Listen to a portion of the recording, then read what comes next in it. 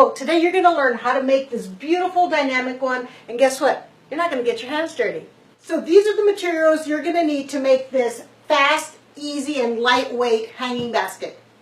Number one, I want you to get a hold of a bracket so you can hang it from the wall like you see right here.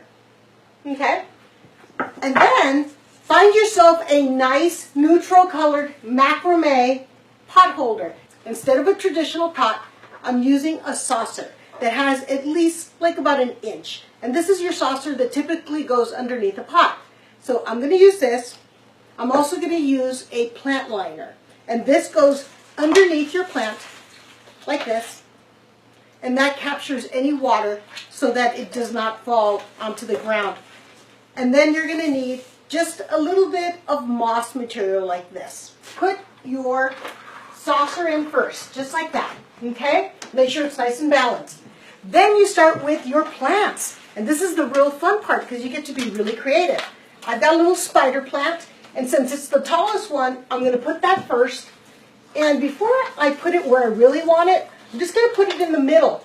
Because if I put it in the back, it might tip over. Okay? So I'm starting to do that. And remember, all of the plants have a liner. So this is my fancy leaf begonia. That's going to go next to it.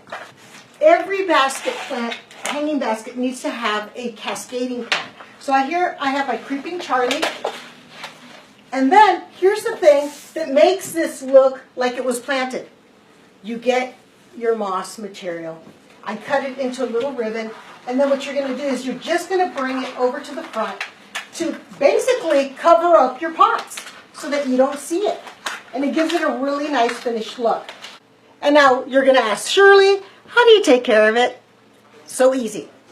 You just take each individual little plant. You only have 3 of them, okay? Don't be lazy. Take it to your sink, water it, let it drip dry, put it back once a week. Not a big deal. And that is the way you keep it together. And for tips like this,